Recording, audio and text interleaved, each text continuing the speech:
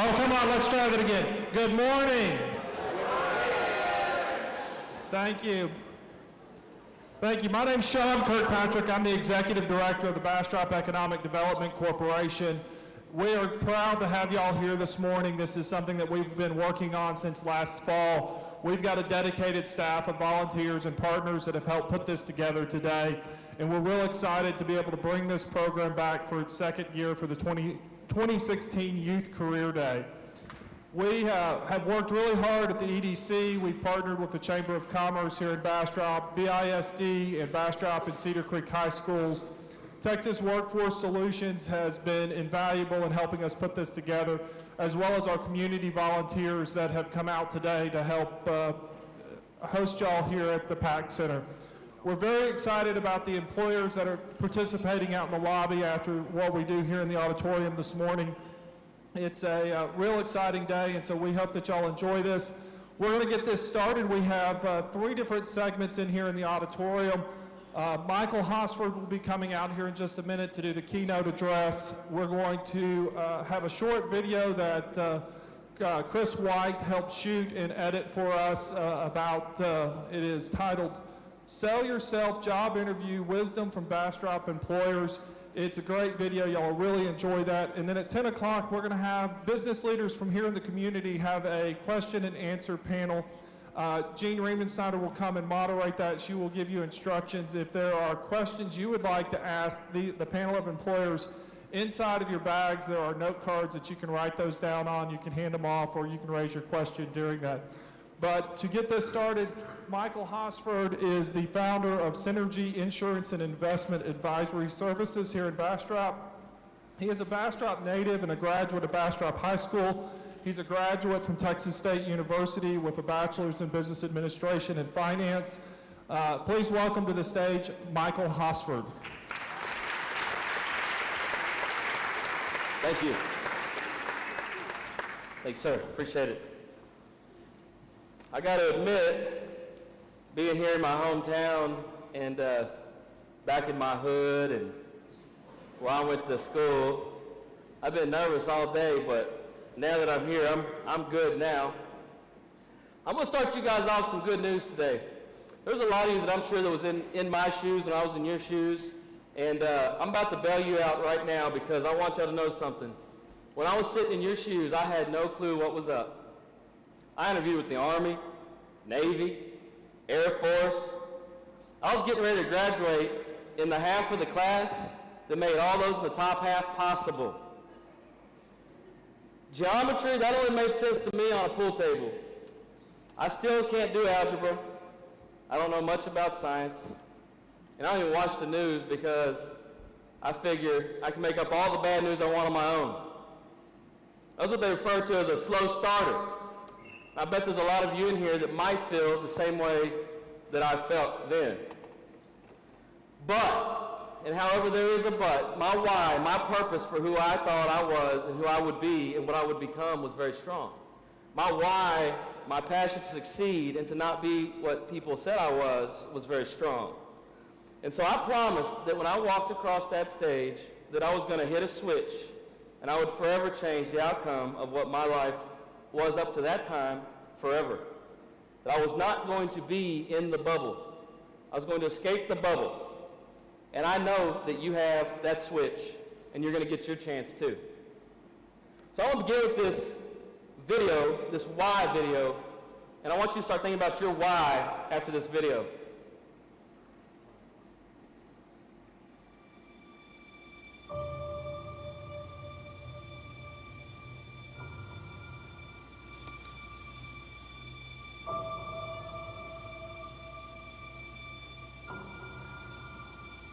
You can write everything down if you want to. Be brave enough to write every one of your goals down. But I'm going to tell you something. Life's going to hit you in your mouth, and you got to do me a huge favor. Your why has to be greater than that knockdown. And I love it. Buster Douglas got knocked out. Nobody ever got knocked out by Mike Tyson and ever got back up. It was almost a 10 count. He was stumbling. They were 4, 3, 2, 1. Ding, ding, ding. Saved by the bell. He goes to his corner. The whole world is like, that's it. Once he comes back out, that's it. Mike's gonna just hammer him. And exactly that. Mike Tyson came out like, I got him. I got this kid up against the rope. Listen to me, many of you right now, life's got you up against the rope. You can't give up. You can't give in. Listen to me, if it was easy, everybody would do it. And if life's got you backed up, I need you to do what Buster Douglas did. Buster Douglas started fighting back.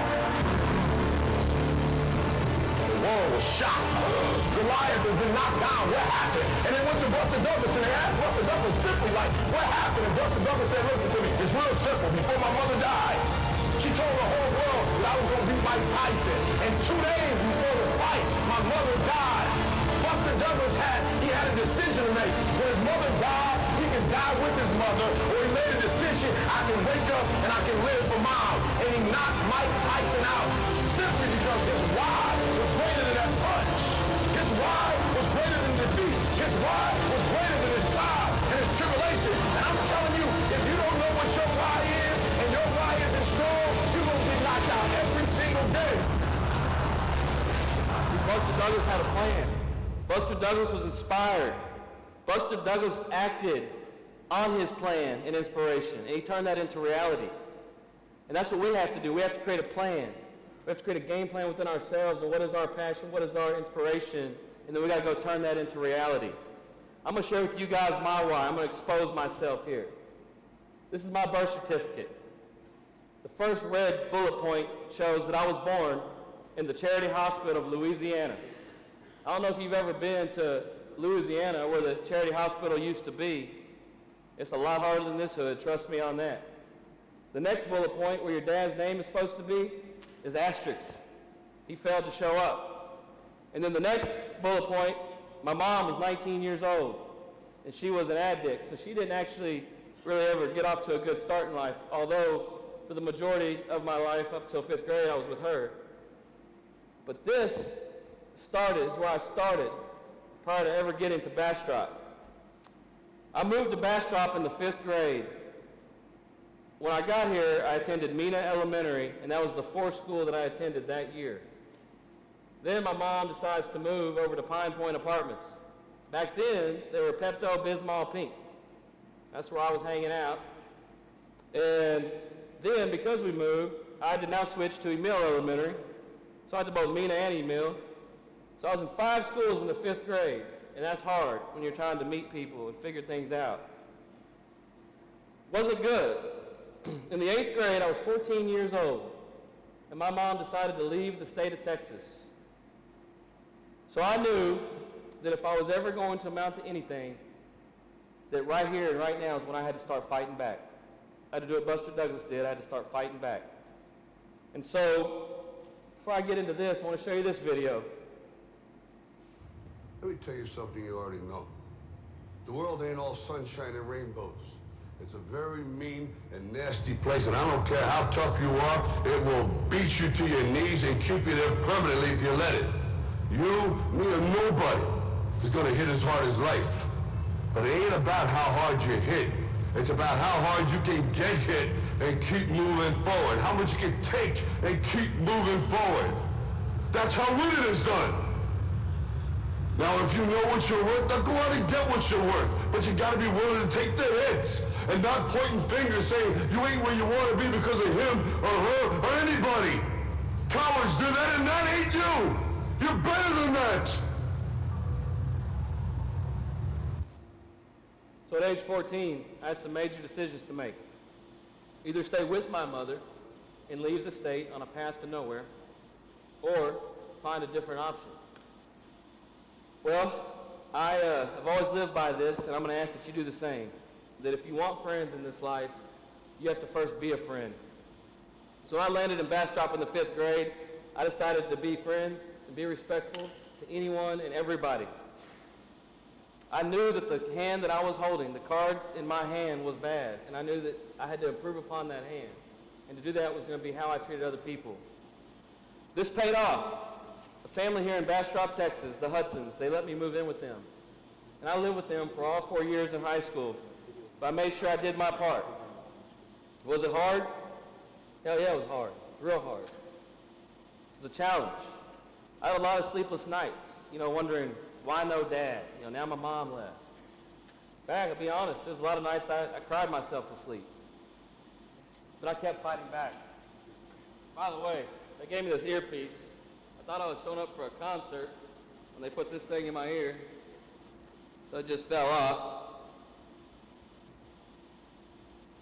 During those 4 years of high school, I earned what I call my PhD degree. A lot of people try to graduate, get a master's or bachelor's or whatever. Me, though, I had what's called a PhD. That stands for poor, hungry, and determined. So if you don't know what else to do, just go out and get your PhD. Because people aren't prepared for that. If you got that PhD inside you, nobody's ready for that.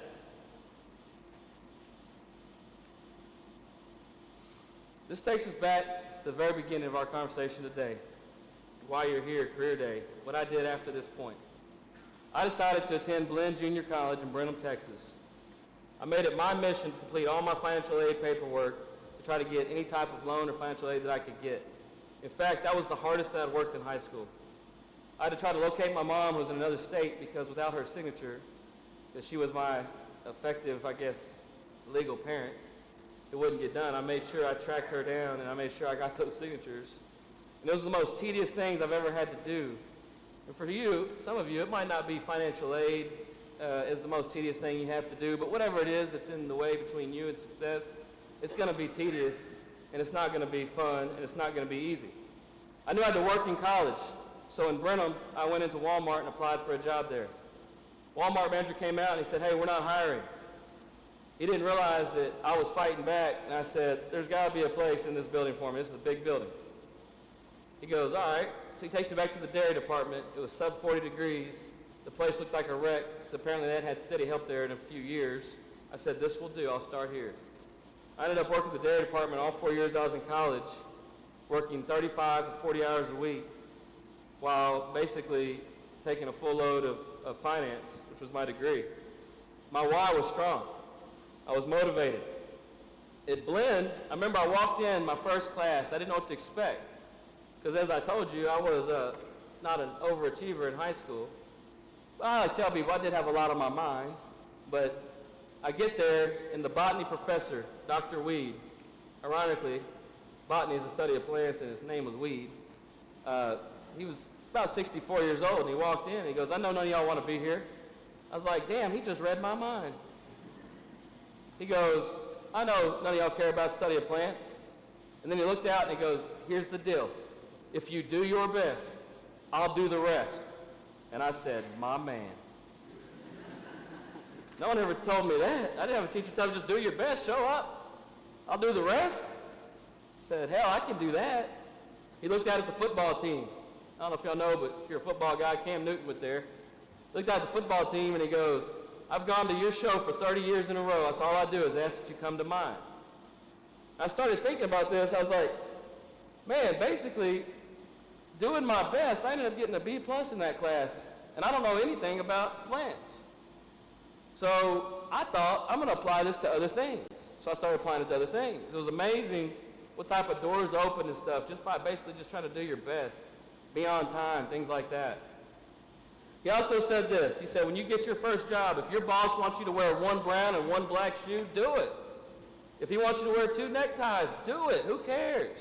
Until you can become in charge, until you become owner, and you can change the way the game is played, be respectful, and do what you're told. Try it for the last couple weeks of school. Be disciplined, never greedy. Don't be afraid of the time it takes to achieve real success. Respecting others, having self-respect. Respect for yourself maybe is the most important.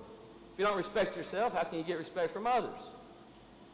Be humble, be kind, but don't get pushed around. Be comfortable being uncomfortable. What I mean by that is this. If you're not a little uncomfortable as you're growing in whatever it is you're doing, you're probably not growing. I remember in 2006, I had this passion to work for pro athletes. I'd worked with school teachers for 5 years, and I wanted to take it to the next level. And I remember Aaron Schobel, defensive end for the Buffalo Bills, had just signed a $54 million contract.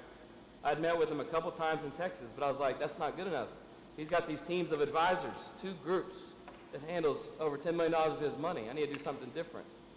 So I remember I texted him and I said, hey, I need to go over all this information with you. I need to come up to Buffalo. I was scared. I took a risk. I flew all the way to Buffalo from Bastrop, Austin. It was 2 degrees when I got there. I wasn't used to that type of weather. I get there to his house. I don't know what to think, but this is my all-in moment. He ends up committing. He gives me $8 million. Ends up investing $8 million of his money with me. That changed my financial life forever. And then he surprised me. We go down to Ralph Wilson Stadium, and we go out to the 50-yard line. And I don't know if if you watch football or not, but there's a big buffalo on the middle. We're standing on the middle of that buffalo, 2 degrees. And I remember looking up and looking around thinking, man, this is a long way from Bastrop, Texas. And I thought I said it to myself, but I must have said it out loud. I said, man, this made the trip worthwhile. And he looks at me and he goes, I thought the $8 million would have made your trip worthwhile. I said, no. I said, not actually. Money was never really my driving force. It was more or less being successful and doing something more in my life. Richard Branson, business icon and inventor, was told by his teacher that you would either be a millionaire or you will be in prison. Well, she was wrong on both counts. He's a billionaire. So the point I'm saying is this, is don't let anyone put a cap on you, but more importantly, don't put a cap on yourself. Because, see, that's usually what happens. If it's not somebody else, it's you doing it to yourself. There's no limit. Bill Gates, the richest person in the world, had his first business, Trafo Data, fail. This failure, though, is what he attributes to learning and basically 2 years later launching Microsoft. Albert Einstein, he was considered lazy and would not make anything of himself by his teachers. He developed the theory of relativity. Honestly, I don't even know if I know what that is, but it sounds good. It was while working at Walmart as an hourly employee that I realized the difference between a career and a job. I remember I went to lunch one day at Subway. I ordered a 6-inch, a Coke, and a bag of chips. I paid, and I realized this. I just worked 1 hour stocking milk and eggs in sub 40 degrees for a 6-inch, a drink, and a bag of chips. I said, I better find a passion, something I'm passionate about, something that I can call a career. So in college, my day was this. I would wake up, I'd go to class from 8 to 1. I'd work at Walmart from 2 p.m. to 11, and then I would study from 11:30 to 2 a.m. That was my schedule, and it sucked. It was terrible. It wasn't fun. I remember smelling like dried milk most of the time. That wasn't cool. You can't get a girlfriend that way. Smelling like dried milk, working around the clock. I decided to pursue a career in financial advising. I started the licensing process during my junior year of college, because if you want to do something, start early. I decided to choose a career that was 100% commission. I had been fighting my whole life, so I thought I might as well keep fighting. I might as well bet on myself. So I got a finance degree and took a job that the starting pay was 0. Be a servant first. Serve others first, and then you will be served in return. I hope a lot of y'all do the same. In an early career here, in my career, I would drive 40 to 50,000 miles a year for 5 years. I remember when I went to trade in one of my vehicles, they asked, is this a motorhome? When they saw the miles. For 5 years, I worked around the clock. I'd get up at 4 a.m., not because I wanted to, because I was scared. And I'd go to work. And then I would basically work what I call can't-see hours. When you get up, it's dark. When you get home, it's dark.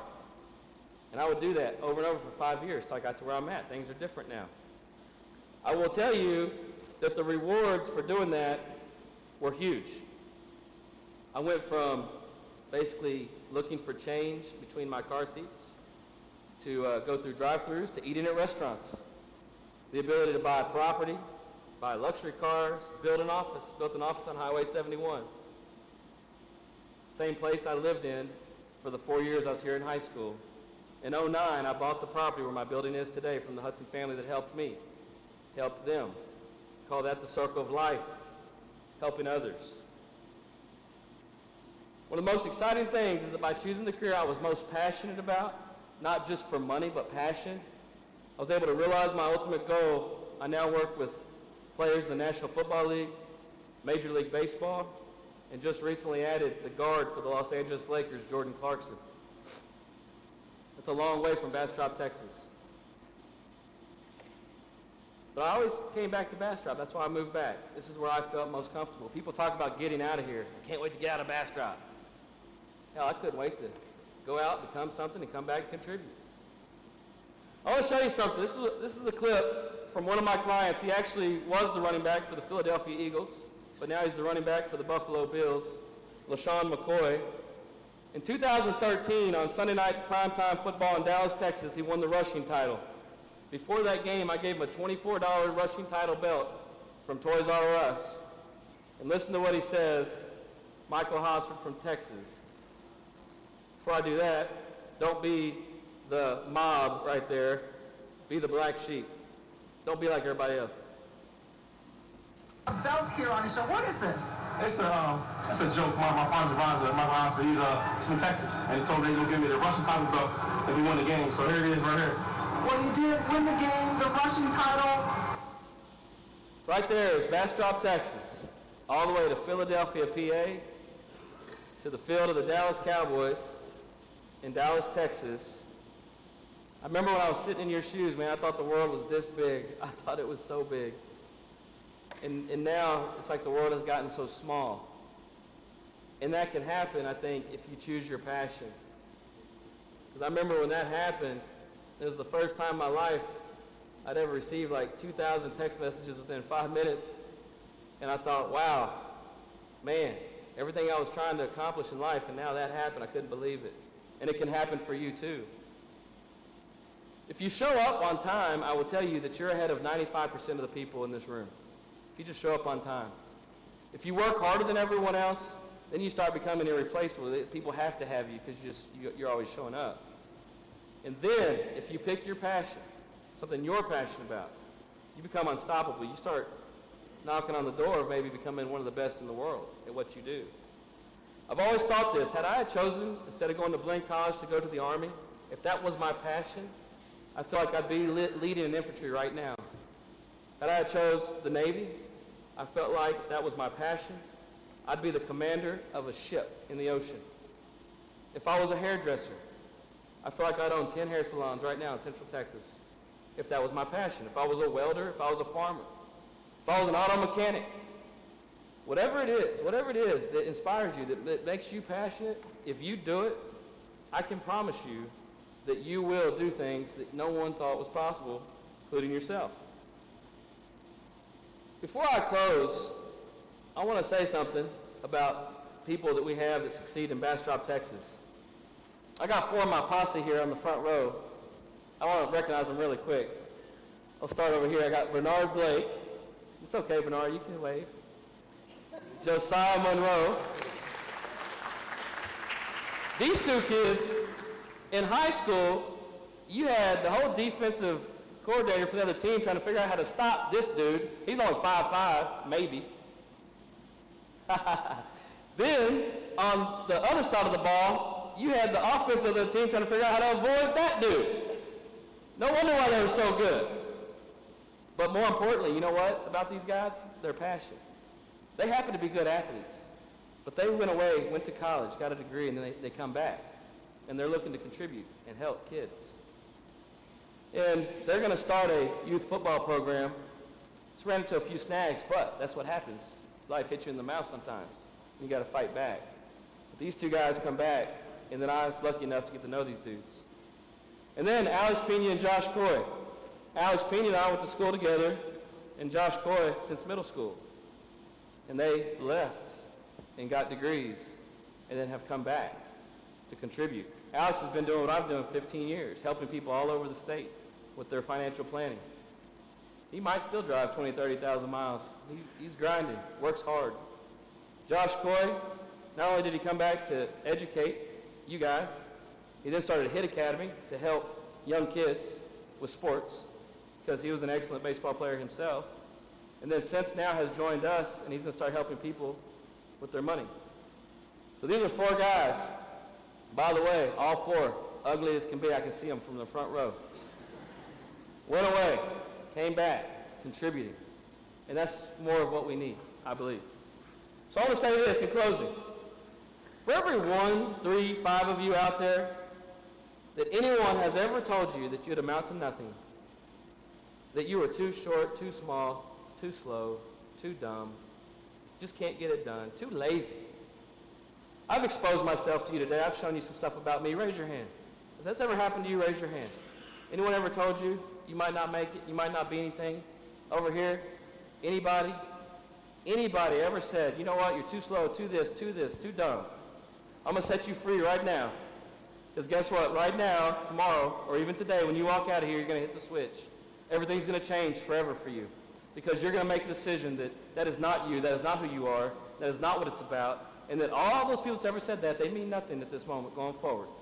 So going forward, from this moment forward, you're going to go out there, you're going to hit the switch, you're going to change the world. I don't know how, I don't know where, I don't know what you're going to do, but you're going to do it. You have no idea what it means to me to be able to come back to my hometown and be honored enough to ask to do this. I really appreciate your time and your patience and your attention this morning. I wish you the best in life and good luck in the next 2 weeks of school. Thank you very much.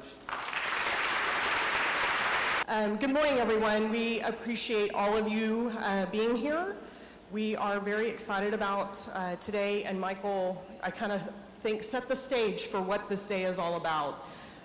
Find your passion, follow your dreams, and go after what you desire. We will have a very short video, about 10-15 minutes, that will relate to you what our employers here in Bastrop have said about interviewing and hiring students and other people within the community, to give you some wisdom and some foresight as to how to go into the world of working. Enjoy.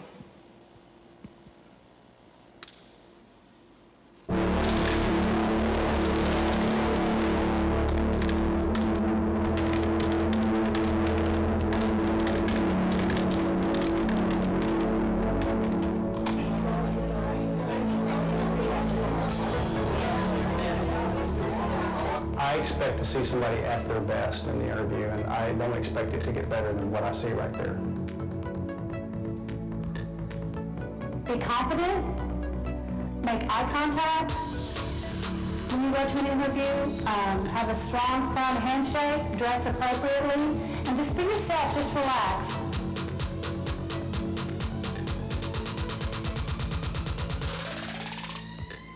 This is your life you're looking at.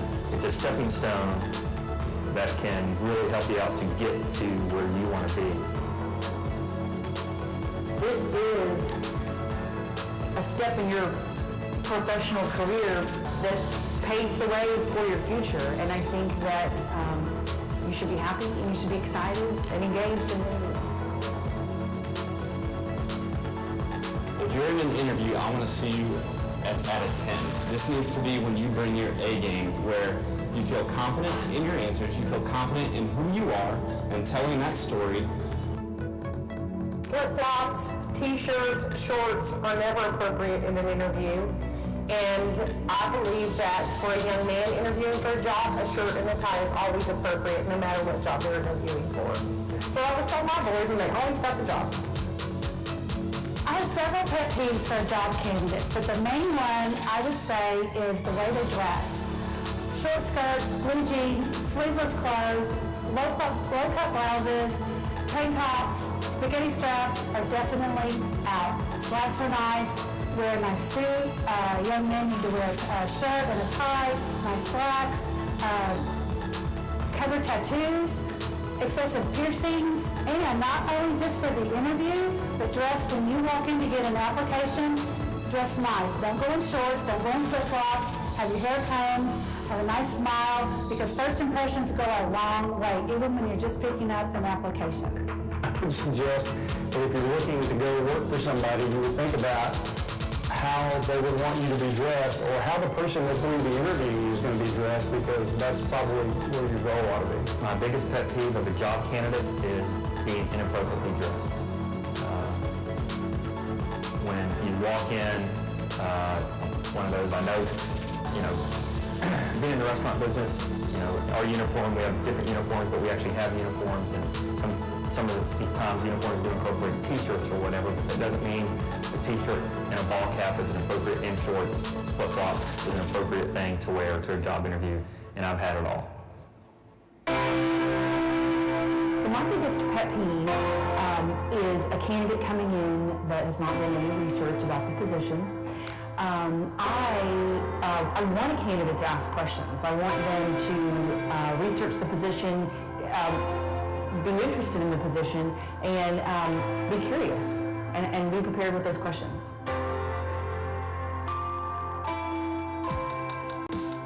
Most people, when they come into an interview, you actually have questions yourself. And if I have to say one thing that I wish more happened is that when I do interview people, I wish they asked me more questions, because it actually helps me learn more about the person. It shows me they're actually interested in the job, they've actually looked into it a little bit. And most people, I say, always have questions, but they seem to be a little timid or shy to ask those questions. But there are times, I know I ask, are there any questions you have? And 99% of the time, I always get, no, I don't have anything. Yet I know they do, because everybody has questions. People get nervous during job interviews, so you get a lot of unusual responses. I have had somebody ask me whether or not it would be very long before their first raise, which is not something I would suggest that you throw into the interview mix. I asked a college graduate what his most unique skill was that he brought to this job, and he told me that he could amble and masticate at the same time. And I said, I don't really know what that means. He said, it means I can walk and chew gum at the same time, which was a very unique skill. So he did get the job. When I asked someone why they were leaving their current job, they told me because my manager caught me on video pointing a gun at one of my coworkers. That's the real answer. Have I ever had someone refuse to take off their sunglasses in an interview? I can actually say I've never had anybody wear sunglasses in an interview. I've seen some pretty good looking sunglasses in my day, but they're typical taking off. No, I've not interviewed anyone that refused to take their sunglasses off. Refuse to take off their sunglasses. No, man, I ain't never had that.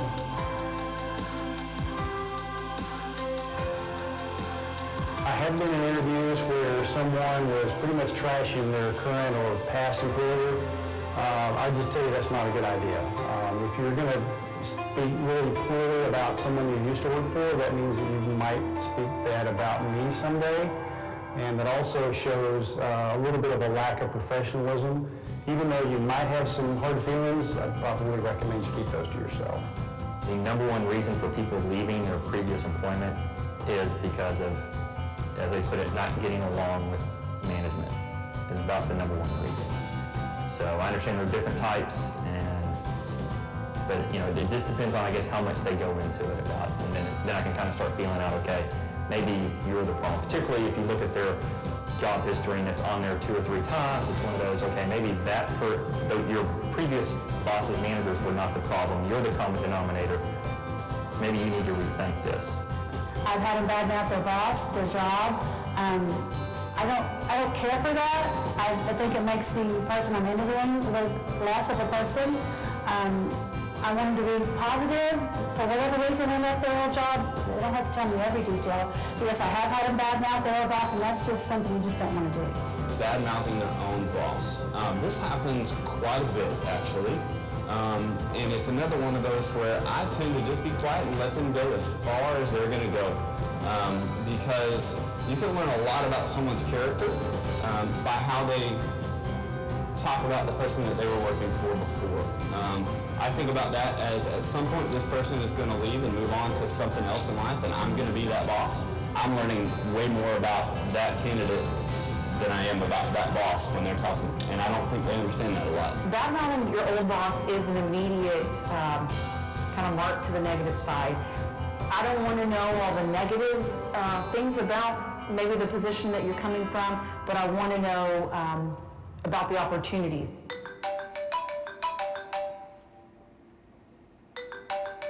I've had cell phones go off, and I've seen them look at them, and I think they see my reaction, and they tend to stop what they're doing and put it away, but they've never actually had anybody actually answer their cell phone.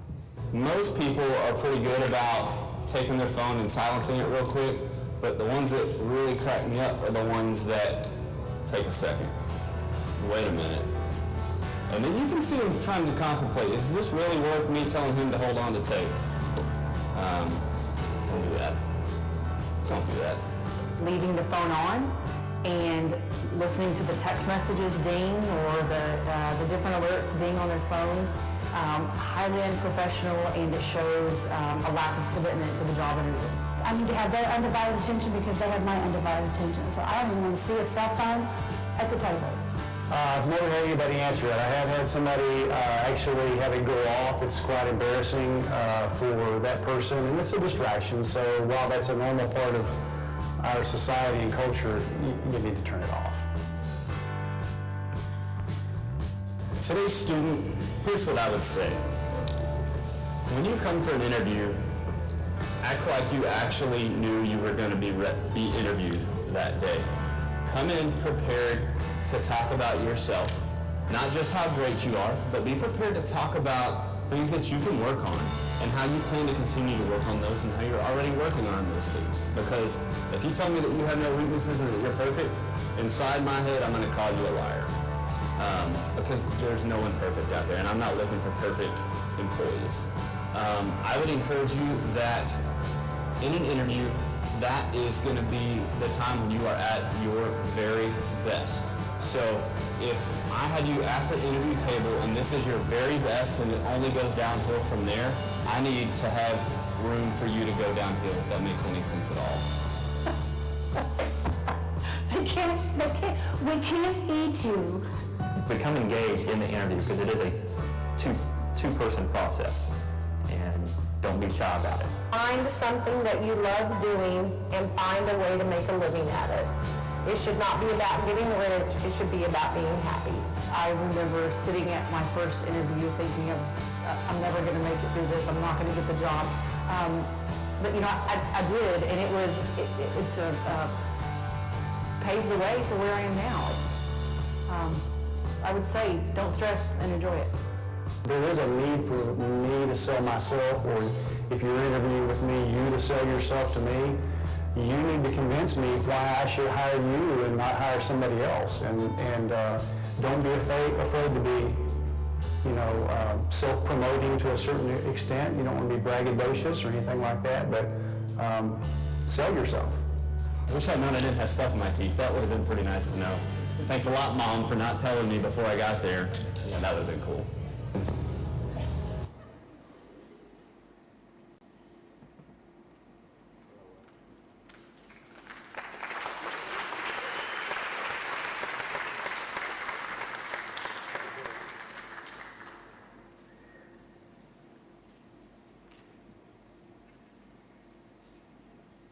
Okay, that kind of tied in a little bit about what Michael was saying in his presentation and then what we're about to go into. First, I would like to take the opportunity to thank numerous people that have been involved and engaged in providing this opportunity to you all today. The Bastrop Independent School District, the Bastrop Chamber of Commerce, the City of Bastrop IT and their student volunteers, as well as the Bastrop Economic Development Corporation, the Workforce Solutions, We Believe in BISD, and of course all of our volunteers. We would also like to take the opportunity to thank the businesses that participated in our Employer Wisdom video. Now I would like to introduce our panelists. We will be talking today about the do's and don'ts of interviewing and coming straight from employers' point of view. We would like to encourage you students, there is a 3x5 card as well as a pen in your bags. If you have questions that you would like to ask, we do encourage you to engage. You can pass it down to the bottom and we will pick those up and have them brought up to the stage to ask the employers directly. And if there's a specific panelist that you would like to address, you can write that on there as well. I would like to welcome Officer Eric Cortez from the Austin Police Department.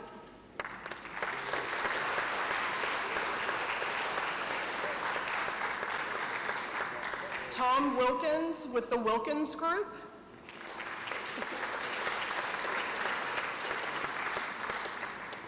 Brett Ferris with Chick-fil-A. Jill McNabb with the Greater Texas Federal Credit Union.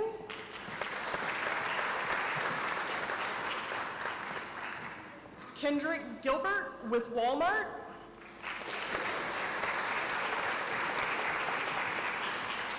And we're going to welcome back to stage Michael Hosford with Synergy. Please have a seat.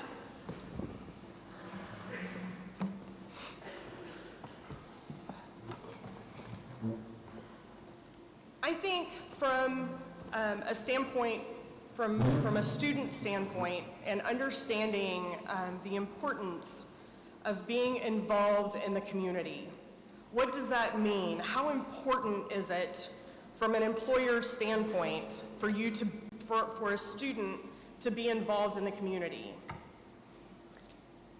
Brett? Sure.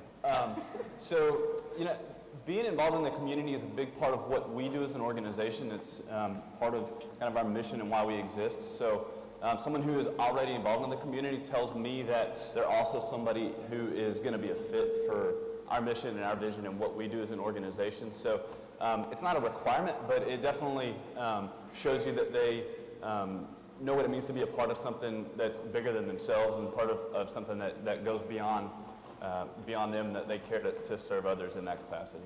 Wonderful. Kendrick, would you like to? Yes. Are you on?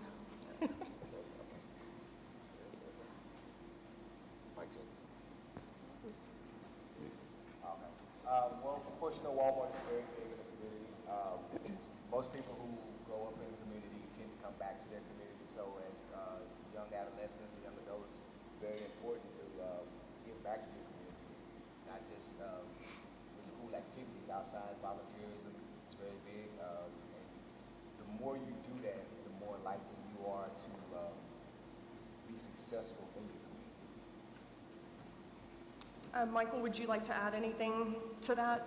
Sure, I think just caring about the greater good, what you can contribute back. These are the people that are going to, basically, you're going to be around in life. That if you can help more people succeed, then I think somehow that helps you in the future, in your future. You want people successful, and if you can come back and contribute, not just be about what's in it for you, but more of a life of abundance and helping others, I think that impact goes layers that we can't see. Wonderful. Another question. Jill, maybe you can address this for us. Did you network when you were looking for your first job? Do you still use those tools today? For me, yes. I networked when I was looking for my first job. I went into the financial industry through school, and then to make a little bit more money, I decided to start networking in Austin to be able to make that next step and to make a little more money. So yes, absolutely. And now I still use the networking with, of course, all of these folks and people in the community. It allows me to represent my credit union and to show the community that it's not just about us and what we do, it's about helping others. Tom, would you like to address that as well? No. Can I be heard yet? Can you? Well, there's an official networking and then there's an unofficial networking. And for where I've come from, I've done mostly unofficial networks. That's to say as follows. I've never run around and tried to collect everybody's card that exists on the planet. What I have done, however, is try to attract people to whom I feel that I can trust and we have like and similar goals in life. So what happens is if you do that, try this one. So if you do that and you start at a fairly young age, you will reach a point as life continues that you will have a wealth of friends and relationships around the country. The difference between how I see this is purpose. If you spend your whole life trying to figure out how to trick somebody to get someplace, that works okay. But for me, the deal is be yourself and enjoy what you're doing and being around people to keep it enjoy. And you just start reaching a point after a while that it becomes very smooth and things will start coming to you just because of how you conducted yourself. Wonderful. Is that believable? It's absolutely believable. Officer Cortez, how do the classes I take in high school impact the options for a job and or a career? Do my grades matter? So grades more than anything do matter. The classes, as long as you do well in your classes, that's what we're looking at. When you become a police officer, you must attend the police academy. The academy is very intensive. You learn all the laws, the criminal laws, the traffic laws, family violence laws, all that. And it's important in high school that you build that, the ability to study and retain information so that you're able to pass the academy. For the Austin Police Department, we have an 80% pass rate. So if you score less than 80% on any test, you're out, you're done. So it's very important that you develop those study skills early in life. Wonderful. Ms. McNabb, would you like to address that as well from your industry standpoint? From my industry, yes, passing is important. For us, we give a test to every employee that comes on board with us. And you'd be surprised, it's pretty hard to pass that teller test that people have to take. So yes, studying is very important. It's not all about math. With our test, it's just has a lot of people skills. It asks you various questions, and it's very important to review those questions and answer them honestly, and most people that do, they do pass. Wonderful. Would like to ask at this time if any of the students would like to stand up and ask a question, or if you have some questions, I'd be happy to.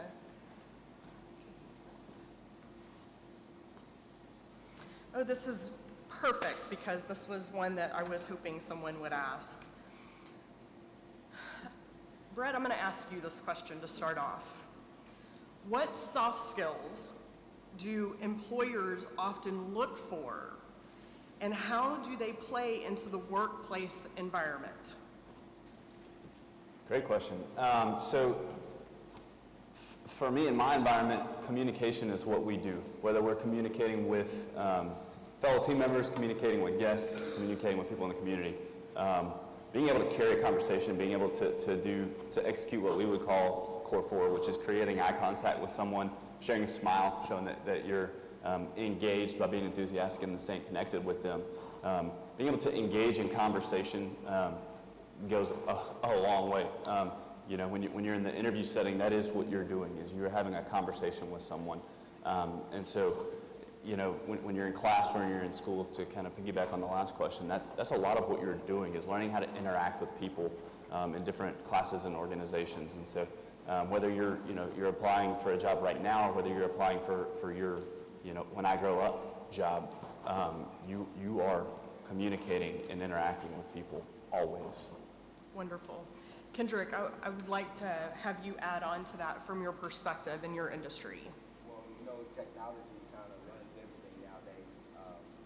You have to have soft skills. Have to be able to you have to be able to use computers. Of course, most of the computers will tell you what to do, what buttons to push, and stuff like that. So if you're taking any kind of computer classes right now, that's a plus. Like Brent was saying, communication. You have to communicate respectfully. We have a 10-foot rule. We greet to everyone within 10 feet. So if you know how to carry yourself in that respectful type of manner to be able to speak to everyone, then I think it's all right. It's very important to have those kind of skills. Okay. Officer Cortez, I would like you to actually have a little input on that as well. I'm trying to kind of give you guys a cross-industry example of how those skills are used in those different organizations. So, Doctor, excuse me, would you like to be a doctor today? Officer Cortez, for your officers that are on the street and in the facilities working on a day-to-day basis, how important are those soft skills to the people that you address on a day-to-day basis? Yeah, very, very important. All the skills that you may think of when you think of policing, like shooting, driving awesomely, all that stuff, we're going to teach you all that in the academy. You don't have to worry about that. The most important skill, similar to what Matt said, is Matt, right? Brett. Oh, Brett. What Brett said, right, is Mr. Officer. Sorry, is communication. Communication is paramount with law enforcement. I mean, it will make or break an officer in their relationship with the community. You all saw me walk out here. I mean, I know to some of y'all I may look huge and imposing, whatever, but I'm not really. I'm only like 5'10".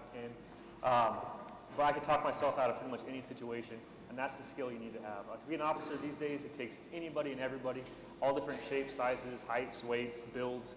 And communication is a skill that gets you through the job on a daily basis. If you don't have that, those are the officers you see getting in trouble. Those are the officers that, kind of black eyes to the department.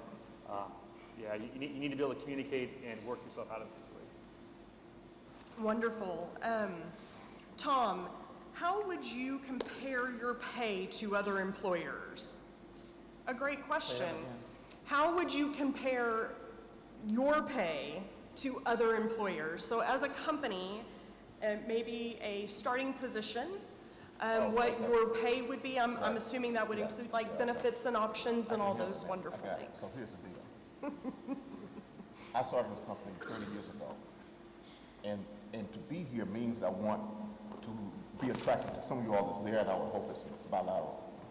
So to answer the question, I will say that we pay more than everybody else put together to get started. Okay? But the rest of the story is, let me switch it slightly different than that as to why we are here and to speak to pay sideways. So my purpose of being here is to talk about entrepreneurship, because that is what we are offering to young students around the country and around the state, I should say first. And in an entrepreneurial environment, what that means is you come with us, and what we will do is put you in a situation that you can handle. And you start working there, and within about a year or so, we spin you off as an affiliate, and you start running your own business. Now here's the deal. If how much you get paid per minute or per hour is the most important to you, then we probably do not need to waste time. If what can happen in the future because you work hard and have imagination, if that is a part of what drives you, then I want each and every, and in fact, if everybody's like that in the room, we'll take it all. The heck with these other guys, we'll take all of it. But the other side of that is, if there's no one here who wants to put a debt on yourself for the future, then I don't really want to talk to anybody. And the reason for that is this. When you spend all of your energy thinking about the hourly rate, you don't think positively about what else you need to do and what else can be done. Let me give you a quickie. So I'm only about 75 years older than most folks, or 65, whichever is older. So during my career in building to get where I am, I took a job that I made about 1/3 of the income as people made back east where I left. That's a lot of money. Well, at least to me it was a lot of money. But why did I do that? I took a job in Belen because it was at a community college where I could finish my degree. There was a TV and radio station there at which I could work on, which is what I wanted to do all my life. There was a guy there who took me under his wing, or told me he was going to take me under his wing, and helped me be an engineer that was real. And when I looked at all of those, I figured a 4-year hit doing that, it wasn't on how much I was making then, it's what could that lead to. So the outcome of that experience, I'm very comfortable and glad I did that. And this is not a joke. 1/3, no, let me go worse than that. So the deal is if I stayed and worked with the network back east in Washington or New York, I was making 1/3 of that. If I had gotten on with one of these guys who go out in the field around the world and do remote broadcasting, I was probably making 1/10 of that. But let me put it to you this way. Over the years, I think we've done okay. Okay, thank you. Ms. McNabb, would you address that? We pay very comparable. Actually, we're, I guess, in the middle of all the financial institutions in town. But I think, like he said, it's more than just about the pay. It is about the experiences that you'll gain with us and then be able to move forward either with our company or other companies. Michael, why don't you address that as well? Sure. So the most I had made working at Walmart was about $13,000. And so when I went to get a career in financial services, and they asked, what do you think you're worth? I said, I got a finance degree. I would think triple that. I was thinking about $36,000 a year. And they said, well, to do this, the starting pay is 0. And so right then I recognized that I was going to continue to bet on myself and basically believe in what I thought I could be and what I could do. And so that year, they had this company that had a set-aside account, so I told them to pay me $700 every 2 weeks. And I would just continue to work at Walmart for that first 6 months, get the $700 every 2 weeks, and they would hold back whatever it is that I made if I made anything above that. I remember at the end of the year, December 31st, I got a phone call from the company, and they said, hey, you have this savings account up here. Do you want the money? And I said, how much is in it? And they said $96,000.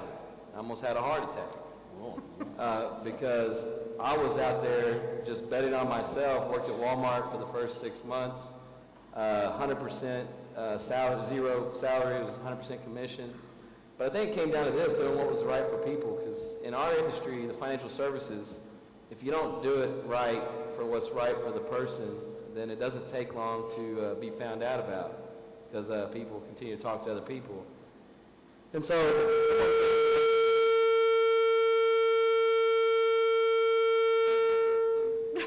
if someone came to work with me, I would have to let them know that it's a zero starting position, but you have the opportunity to make, as much as you want. I remember when I was 23 years old, a guy told me, he goes, by the age of 30, you're going to make over $1 million a year. I thought he was joking. And at 29 was the first time I went over $1 million a year. And it was just simply betting on yourself and being what you're passionate about. Wonderful. Officer Cortez? Yeah, so for those of you all out there who are looking for a career in law enforcement, now, when you guys are old enough, it's a great time. Every department across the nation is down officers. I'm a full-time recruiter for the Austin Police Department, so I travel the nation trying to find people to come and work for us. So I can tell you right now, if you guys want to go work for LAPD, APD, New York PD, any department in the United States is down. Because they're down, we're all trying to get you guys, right? So that's something you kind of need to look at, and that applies, I think, to any area as well. As when you're picking your career, make sure you read the fine print. Make sure you look at like the pay, the actual pay versus like some people who may try to doctor it. Give you an example. There's some agencies out there that will tell you how much you can, or they'll say like you can make $70,000 a year. But if you look at the fine print, it's, if you have a master's degree, if you're working 10 hours overtime, blah blah blah. So it's important when you go out there and look at whatever career it is that you're hunting for, especially law enforcement. Look at that fine print. Look at your base pay. Look at the benefits.